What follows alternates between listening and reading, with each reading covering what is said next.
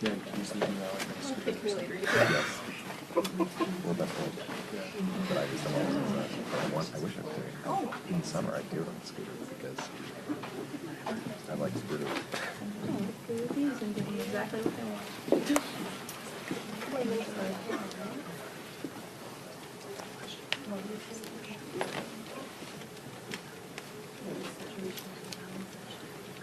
Yeah.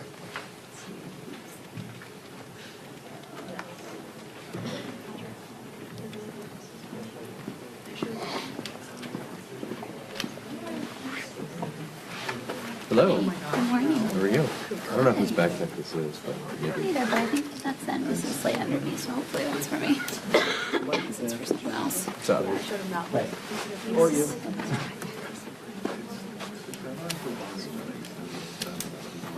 Morning. Morning. Oh, I don't care who's it is. Yeah. Anyway. I'm just saying. Oh, okay.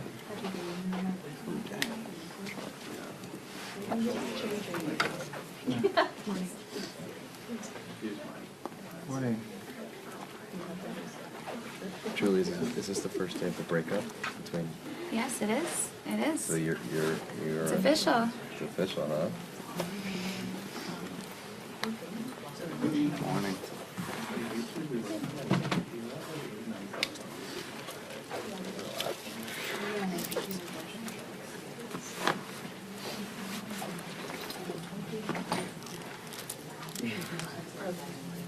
Mike, there. Nine.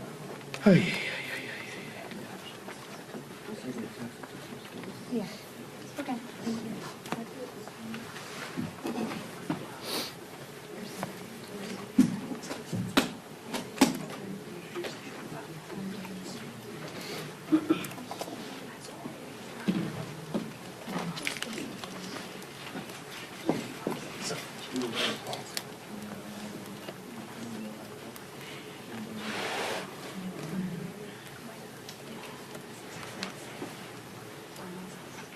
It's impressive. How many miles on your car to the city going? A lot. It's a 2010, and I have like around 10,000 miles on it. That's pretty good. My first car was my dad's old Volvo out of high school. And I got rid of it. 168. Something like that. Do you have any Tesla? Nothing. It was such a, I'm telling you, it was a huge race. They had like, yeah, it was like crazy like that. We have a Avenger X3 that's like right in the car. Do you like it? Got it in 2019. Yeah, I love it. I'm gonna look at the X7. The X5 is a little bigger too. It's better. I like that more. But otherwise, it's just I'm gonna look at the X7, but she wants like, it's funny. Yes. We have three, right? You made it. We rented like a Chevy Traverse and they're all stuff here. And my wife's like, I want this car. I was like, if you want this car, that's perfectly fine by me. If they're comfortable driving, Yeah, I that's know. the key thing. Cause we have it already. I'd still lease it, but. We're gonna put it in. Thank you. Appreciate it. Well, same way as our kids. Yeah, you know. We have parking. I would, I mean, as long as that was cool. Yep, we're driving. Yeah. Working once. Take it. I know there was Oh, you have? You've done that drive? Yeah. it's pretty wild. How, what is that? Stop one here and there or two? That's- Well, we've done it in 1 day back. Yeah. 1 day out. 1 day. That means you don't stop at all. Yeah. Well, I mean, we stopped. Yeah. You don't see. Super late. Yeah, and so it's like a 14-hour trip. Jesus. But we've been like, usually we'll break it up. Or we'll like stop and like drive Surprising. In a way, like it was like a beautiful war that's going on. Also, he's our registry. Oh. We used to, when I was following fish a lot, like 20s, we used to drive to Deer Creek, which is a music festival, and then to Alpine Valley the next day, which is, north of Milwaukee. But like you could not, you had to leave like right after. How much experience Indianapolis to work.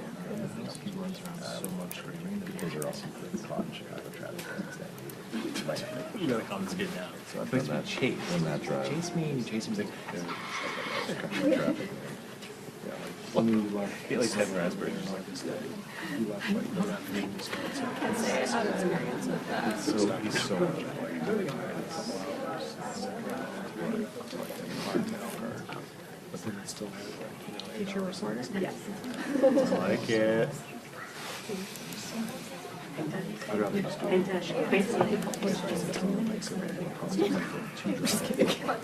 Also, just like stopping when you have to Go to school and go with them. Always a big thing. You know? they're gonna freak out.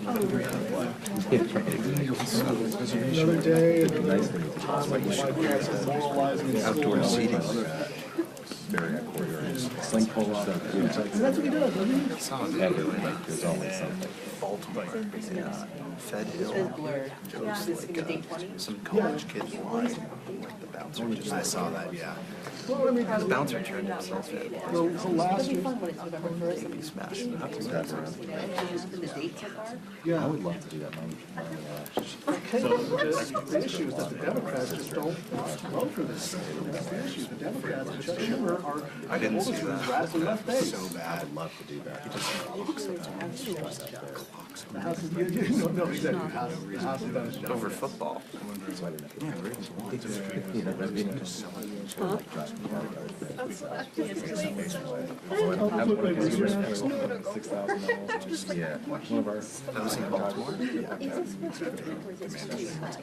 Anytime the Eagles come to DC, it's like Commanders fans just stay silent. It's just be respectful. Nobody can attack you. But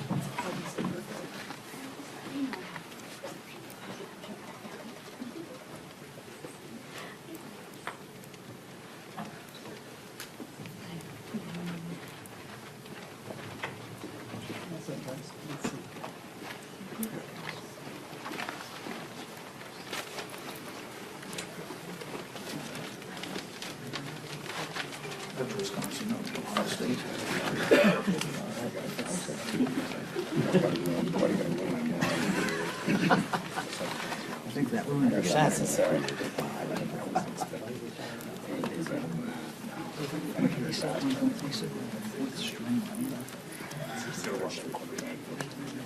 That's not worth it.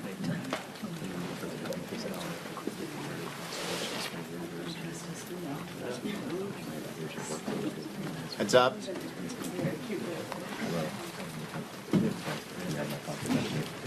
one there.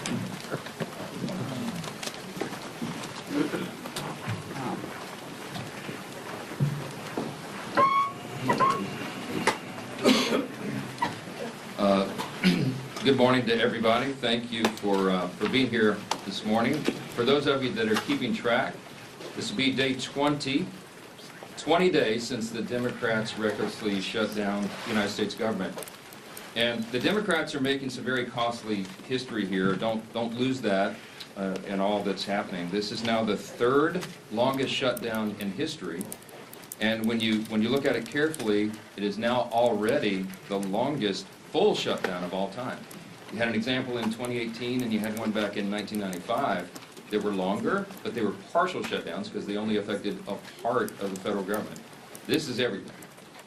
And it's also important for us to note, this is the first time in history that any party has had the audacity to shut down the government over a totally clean, nonpartisan continuing resolution. This is a political stunt, and it's the first time it's been done, and it is the most costly, most selfish, most dangerous political stunt in the history of the United States Congress, because as we have stood here day after day after day explaining all the Americans who are being harmed by this nonsense. And the Senate Democrats have zero shame about this. They don't have any shame at all about the pain that they're inflicting upon hardworking families, upon soldiers and law enforcement officers and veterans and the elderly and the disabled and women, infants, and children. Services to all those categories and paychecks to those folks are being stalled because Democrats are playing games.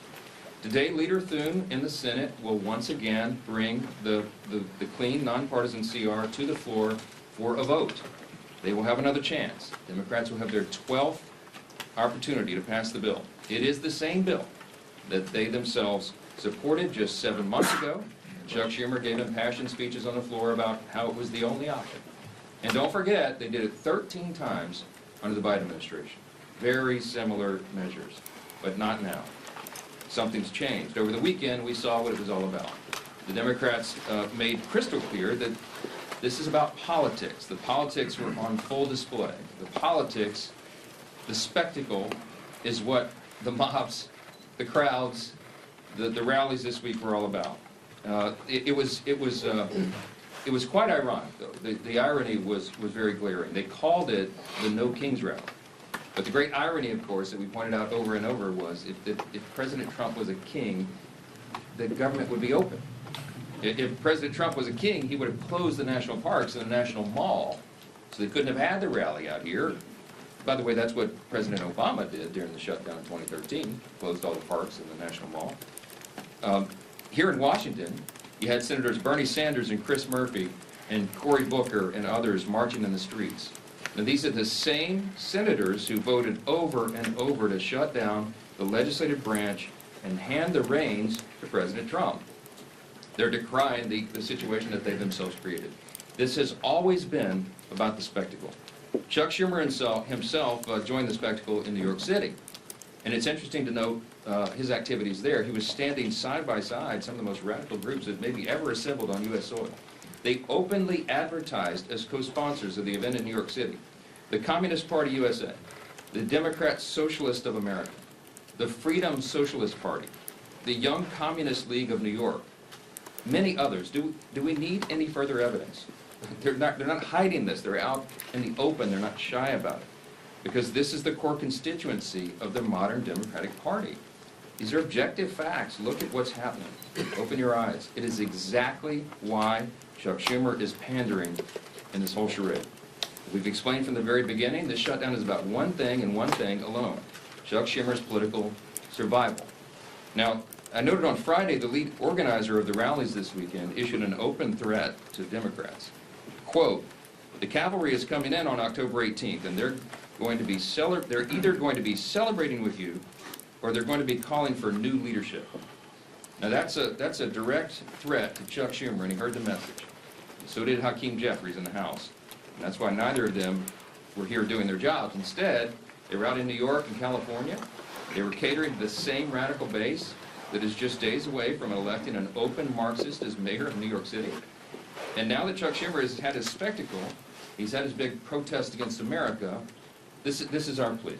We're asking, and I think everybody in this room and everybody watching, listening to our voices this morning should be hoping that he is finally now ready to go to work and end this shutdown and stop inflicting pain on the American people. Republicans have been working. We are ready. We've been doing this. It's been over a month now. We passed a responsible short-term solution to keep the government open while we just simply finish our work to fund the government openly and transparently, and Republicans are completely united on that front. On the other side, Democrats can't even agree amongst themselves. You got different subgroups among them. You've got a few reasonable Democrats who know shutdowns hurt the people, and they've already voted for our bill. They want to keep the government open. Then you've got others desperate to prop up the failures of Obamacare with no reforms whatsoever to make the program more affordable. That's what we're fighting for. And you've got AOC calling for her own negotiations on live TV, and you've got Chuck Schumer and Hakeem Jeffries still unable to articulate what it is they need to reopen the government. It illustrates the point once again. This was never about a solution. It was about creating an issue. Now that Democrats have had their protest and publicity stunts, I just pray that they come to their senses and end this shutdown and reopen the government this week. Republicans are waiting. The American people are waiting. And we are ready to act. As evidence of just how united Republicans are in this fight, I've asked two of our are prominent leaders in the House Republican Conference. I've got House Freedom Caucus Chairman Andy Harris. Dr. Harris is also an appropriator. And House Freedom Caucus Policy Chair Chip Roy of Texas. I'll turn it over to Dr. Harris first. Thank you very much, Mr. Speaker. Earlier this month, the House Freedom Caucus made history by hosting our first press call held with the Speaker. And today we're doing it again, standing shoulder to shoulder at a full leadership press conference as part of the United Republican Front against this Democrat-led shutdown. On the Sunday morning shows yesterday, the Democrats tried once again, unconvincingly, to say that they are not to be blamed for the shutdown. But the reason that the government remains shut down is becoming crystal clear to Americans. It's because centered Democrats have chosen to pander to their radical base instead of doing their job for the American people. Senate Democrats have had the opportunity to vote 11 times for the House-passed bill that pays our troops, pays our law enforcement, and pays our air traffic controllers now, and would immediately reopen the government. Instead, they've sided with the same radical activists who filled the streets this weekend chanting "No Kings" at rallies backed by the Communist Party USA and socialists, the same people who claim to hate power while demanding more control over your life. The question before us now is simple. Will at least 5 Senate Democrats relent and break from their party's left-wing fringe and vote to reopen the government today? Let's also be honest about what the Democrats are really fighting for. They're demanding taxpayer-funded health care for illegal immigrants. They want to eliminate work requirements for welfare for able-bodied adults who could work but choose not to. And they're defending hundreds of billions of dollars in continued corporate welfare for big, profitable health insurance companies that have already made a fortune off Obamacare with the Biden bonuses the Democrats scheduled to expire at the end of this year. House Republicans have already done their job. The only thing standing between America and a reopened government is a handful of Senate Democrats too afraid of their activist base to do the right thing. But it's time for those 5 Senate Democrats to show some courage, stand against their leadership, but with hard-working Americans, and vote to reopen the government. I want to close by thanking Speaker Johnson for his leadership in standing firm against the radical left's unreasonable demands and for standing with the American people. Thank you, and then I'll turn this over to Congressman Chip Roy. Thanks, Andy, and I want to thank the Speaker and the leadership team and the President for their leadership during these last several weeks. I'd say it's good to see you, but I mean, honestly, I'd rather be in Texas. But I'm happy to be here today with these guys. No one disputes one obvious fact. It is Democrats who have chosen not to fund government. I mean, at least establish that truth, right? It is in fact the truth. And the question is why? And you saw it on Saturday. It was basically for a political rally. Rally for cover for Chuck Schumer, who's in his own political battle in New York. That's the truth. And the irony of this is, this No Kings rally. What are we actually talking about? I mean, it wasn't President Trump, but Democrats who tried to make us take a shot or lose our job. It wasn't President Trump, but Democrats who were burning our cities to the ground in 2020 and attacking police officers. It wasn't President Trump, but it was Democrats who want to push boys into girls' locker rooms, who want to force surgeries upon children. It wasn't President Trump, but Democrats who pushed fraudulent mail-in ballots in 2020 and left the elections in question. And then when Americans dared to question that stuff, they sought to jail the American people. They weaponized the government against the American people. And now they want to turn around and say they're going to have a No Kings rally? This is the dying breath of a bankrupt party, in my humble opinion. All too happy to shut down the government, then have a Chicago teacher walk around with this symbol against her neck. Somebody tell me how that's appropriate. Where are the Democrats that are crying out about how horrific that was? And by the way, where are the Democrats who are calling out the Attorney General in Virginia for calling on the death of children of a political opponent? Where is Abigail Spanberger, one of our former colleagues running for governor of Virginia? Do they not have the courage to call out fellow Democrats for that absurdity? The truth is, we have a president. We don't have a king. We have a president who loves our country, who rightly said yesterday that he's working his ass off to make this country great. He is correct.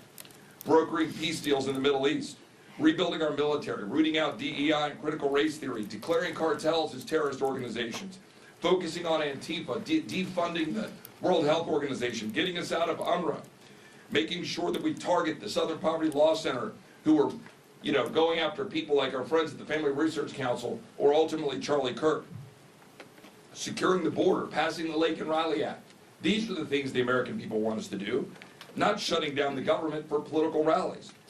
And the truth is, the Marxists, the radicals, and the Islamists, the Democratic Party promoted this weekend, they cannot handle the truth. The truth is that there is a king, and that king is Jesus. And the president has been willing to say it, his administration has been willing to say it, and Charlie Kirk was willing to say it, and he got killed for it. Democrats are using this ridiculous political exercise to hold hostage the government of the American people, pretending it's about health care. Meanwhile, it is Democrats who have been holding the American people hostage to an unconscionably broken health care system that they themselves created. We're saying no more. We're the party that's standing up for hardworking Americans who can't afford health care, who can't afford insurance. We're not for giving more money to the insurance companies. We're not for a $400 billion blank check to big corporate America and corporate welfare, like my friend from Maryland said. We're not for health care for illegal aliens, but for standing up for American citizens to be able to afford health care, to carry forward the president's good policies, like short-term limited duration plans, and other ways that people can actually go and afford health care. We're for law and order. We're not for hate-filled lawlessness. We're for common sense, not radical surgeries on our children without parental consent to say a boy can be a girl.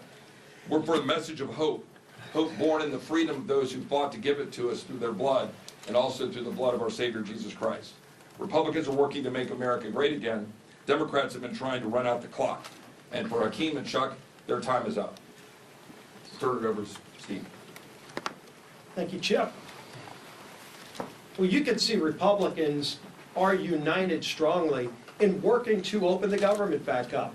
We all voted to prevent a government shutdown, and that bill went through the House weeks ago on almost exclusively a party line vote. And since then, for weeks and weeks, that bill has been in the Senate, where Democrats, led by Chuck Schumer, consistently have voted to shut the government down. And we've said all this is about is Chuck Schumer trying to appease his most radical base, the most far-left elements of the Democrat Party, the people who have taken over the Democrat Party. Frankly, they've held Chuck Schumer hostage, and so now Chuck Schumer is holding the American people hostage. And this weekend, we got to see on display what that Hate America rally we've been talking about was really all about. You could see some of the signs. These are just a few. But over and over again, you could see signs like 8647. I think everybody knows what that's about. Multiple signs like that advocating for the death of our president. And where are the Chuck Schumers of the world calling that out? They didn't call it out. They actually went and celebrated with those people that are advocating for the murder of President Trump and other Republicans. It's insanity. Yet that's where the Democrat Party in Washington has gone. Most Democrats around the country don't buy into that far-left radical socialist base that Chuck Schumer's catering to. And that's why so many are walking away from that party. But in the meantime, that's who is controlling the Democrat Party here in the United States Senate and in Congress. And that's why we continue to be at this stalemate. Not because there's some ability for us to come together and find a common ground. We've been trying. We had a provision in the working families tax cut that would have lowered premiums for families, healthcare premiums, by 11%. It was scored by the Congressional Budget Office to do that. 11% reduction in premiums for families. And you might ask, well, why is that not law of the land? Because it passed the House. But when it got over to the Senate, it was Senate Democrats who went to the parliamentarian and fought to get that provision removed because they don't care about lowering premiums for families. They really don't, and they showed it over and over again. What do they care about? They care about catering to the most radical elements of their base. You could see the sponsors, and it's been mentioned before, the Communist Party of America, the Socialist Party. Well, that's who's taken over the Democrat Party. It's not who America is. America is not a socialist nation. It's surely not a communist nation. But the Democrat Party here in Washington is trying to pull the country down that rat hole. We've seen it over and over again.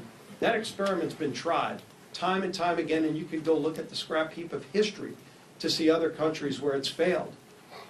Why won't they go protest over in those countries and just be a part of those countries where it's already failed? But they come here and they lie about our president. They call him a king, where ironically, they're also advocating for the death of that democratically elected president. And so you've got to see it all on full display. And hopefully that's what Chuck Schumer needed to go through to show them that he's still keeping the government shut down to appease that group. But now that rally is over.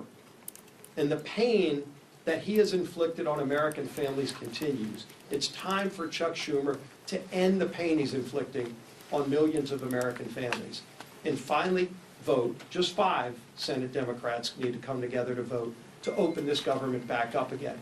We still have big differences, and we'll be negotiating our differences in the weeks ahead. But it's time he releases the American people from this crazy experiment. With that, bring up our whip, Tom Emmer.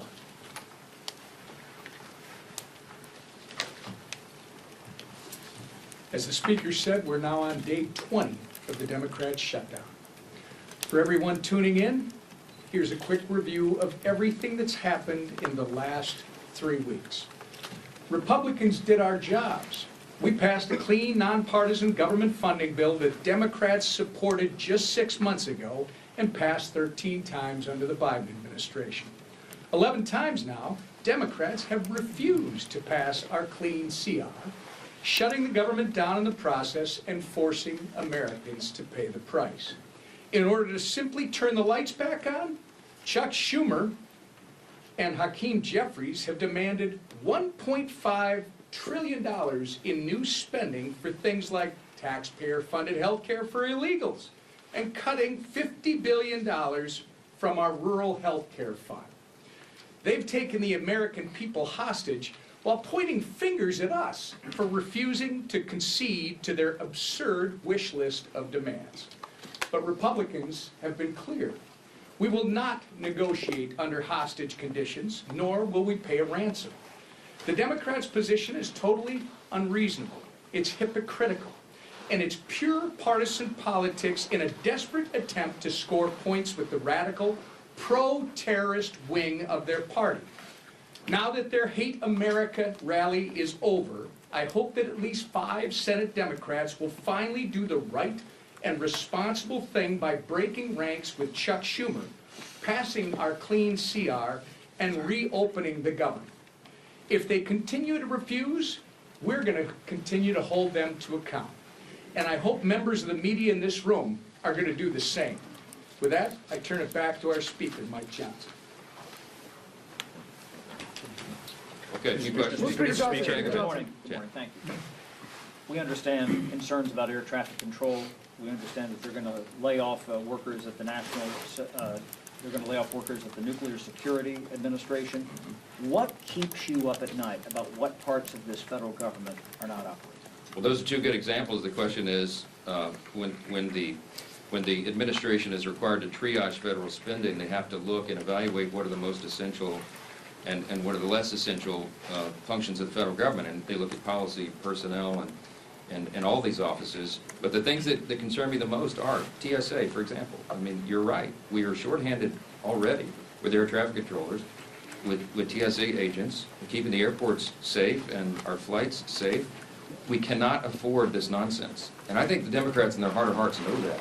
When you're talking about nuclear deterrence, our former colleague Brandon Williams was a congressman from New York, and now he's now been confirmed, and he's one of the people in charge of nuclear deterrence in the United States. He's a former officer on a nuclear submarine. He brings a lot of experience to that job, and he came to sit down with me a few days ago, last week, and he said, I just want to articulate for you how serious this is in terms of national defense.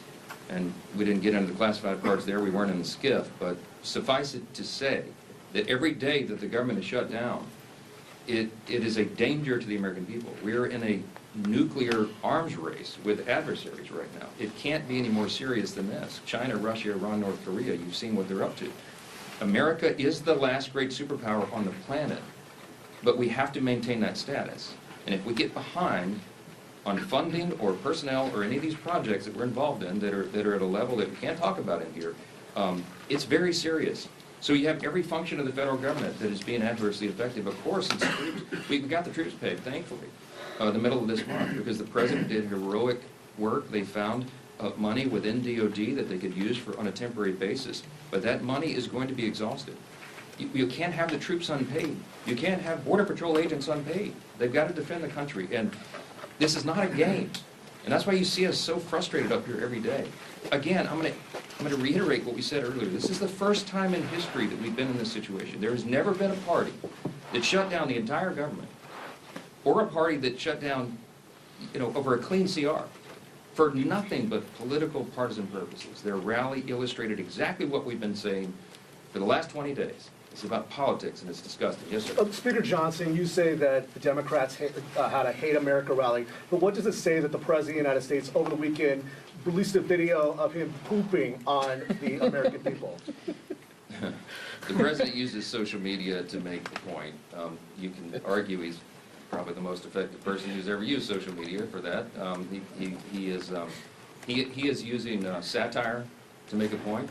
He is not calling for the murder of his political opponents, and that's what these people are doing. I mean, they're in one of these photos. I think there's a picture of the president hanging in effigy by a noose on one of these, one on the far end. I mean, it's unconscionable. Look, America is built on the idea of free speech. You have the right to protest. Of course, we jealously guard that. I mean, Chip and I are attorneys. We've defended that right in the courts. But what they're doing right now is different. They are trying to incite violence. It's not funny. You don't mock a president who has already had 2 failed assassination attempts on his life. This is not a game. And the idea that communists would be supporting this is unconscionable to us. Look, when we give tours of the House chamber, and we bring in constituents, and we point out all the historical facts and images around the building, I always start with "In God We Trust," which of course is right above the rostrum of the Speaker's podium. And if you look in the visitor's guide to the House chamber, it says on page 14, when was that put there? Well, it's put there in the early 60s, 1961, as I recall. And it says in the guide that it was put there, Congress voted to put that there as a rebuke to the Cold War era Soviets. Why? Because their philosophy, that's what it says, a rebuke to their philosophy. Their philosophy was Marxism. Marxism begins with the premise that there is no God. It is antithetical to who we are as Americans. The Declaration of Independence says we're created by God and He's the one that gave us our rights. It is in God whom we trust. That is the national motto. That's what America is built on. What those people are advocating for is at its essence un-American. And when they go the next step and they call for violence on political officials in an environment that is already a heightened threat environment, it's dangerous stuff. They had the right to do it. Congratulations, they didn't burn any buildings down. That's a big achievement for the left, to have some kind of gathering where they don't have a loot-in and riots and burn a building down. There was, I think, some in Portland, they threw bottles and bricks and stuff at the ICE facility because that's what they do for fun now out there. But they had a free speech event. Congratulations. But you need to look past that and look at what it is they're advocating for openly, and it's really scary stuff. Mr. Speaker, we know Senator... I was actually pointing to her. I don't think you've asked a question for. Go ahead. Hi, Oriana with Notice. Arizona Attorney General Chris Mays said over the weekend that she plans to file a lawsuit against you for not swearing Adelita Grijalva. Have you or your office spoken to her in the last couple of days about that, and what's your response to that? Oh, my goodness. Okay, yes. So yet another Democrat politician from Arizona is trying to get national publicity. So now it's the state AG who's going to sue me because Grijalva is not yet sworn in. Let me go through this again for you, and I have some updates. First of all, I'm following the Pelosi precedent. I was on some of the Sunday shows and was asked about this because this is all they have to talk about right now. When Julia Letlow was elected under very similar circumstances to fill the seat of her deceased husband, who passed away tragically by COVID, Nancy Pelosi, Speaker Pelosi at the time, took 25 days to administer the oath of office to her. It wasn't just Julia. The Pelosi precedent extends even further because when Pat Ryan and Joe Sempolinski were elected during an August recess, They waited 21 days to administer the oath to those two rep-elects because they were not in session. We are not in legislative session. The chronology is important. Rep. Grijalva won her race in, I think it was the last week of September, after we had already gone out of session. So I will administer the oath to her, I hope on the first day we come back, legislative session. I'm willing and anxious to do that. In the meantime, instead of doing TikTok videos, she should be serving her constituents. She could be taking their calls. She could be directing them, trying to help them through the crisis that the Democrats have created by shutting down the government. Oh, and by the way, I also did find out this little tidbit that should be interesting to you. When a rep-elect comes in on a special election in particular, it is up to the leaders of her party, his or her party in the House, to give them guidance and direction. One of the first things they do is reach out, what we do, is reach out, majority leader, or reaches out to the rep-elect and says, hey, welcome, congratulations. Here's all the things you need to do. Here's the office of the Chief Administrative Officer of the House, and they will help you get all of your computers set up and your passwords and all the rest. That call was apparently never made by Rep. Grijalva, and I don't know if the Democrat leader's office didn't inform her of that. But I found out this morning that the person who runs that office in the Chief Administrative Office is on furlough because they voted to shut the government down. And so that person didn't reach out affirmatively, but now it's been sorted out, and I'm told they're going to her office today because she made a TikTok video saying that she couldn't use her computers. Well, she'll be able to use her computers now. Okay, she has 16 staffers. They need to be taking calls. They need to be helping their constituents, just as Republicans are out in their districts right now, helping them navigate the chaos that is created by Democrats who are playing political games. Are we not fast approaching the point where this CR doesn't buy you time for appropriations? Well, I would defer to my appropriator buddy up here, but here's the thing. The appropriators have been doing great work. They're continuing to work. Even during the shutdown, they're working individually and on their subcommittees and among themselves and even across the aisle to get the next batch of appropriation bills ready for passage. Is the time eroding quickly? Yes. Is it dangerous for them to shut the government down right now? Yes, because we have very pressing matters that we need to handle, but we can't do it when the Senate is stalling all of that, stopping it. We passed 12 separate appropriations bills through the House committee. They've done their work. 3 of them off the House floor. 3 bills off the Senate floor. They don't match up exactly, so we're going to conference committee on that. We have to finish that process. We have to rebuild the muscle memory for regular order, because that is how we serve as good stewards of the American taxpayers. We're anxious to do that. We hope the Democrats will see the light. We hope that you will ask them the tough questions this week. Why in the heck are you doing this? What is the point? What is the purpose?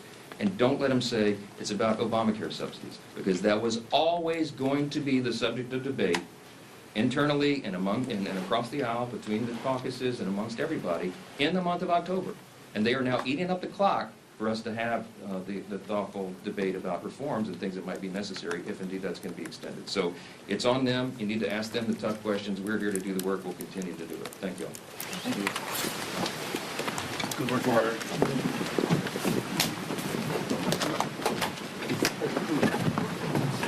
Run, Boris, run. I'm trying to lose my credentials. No, you did.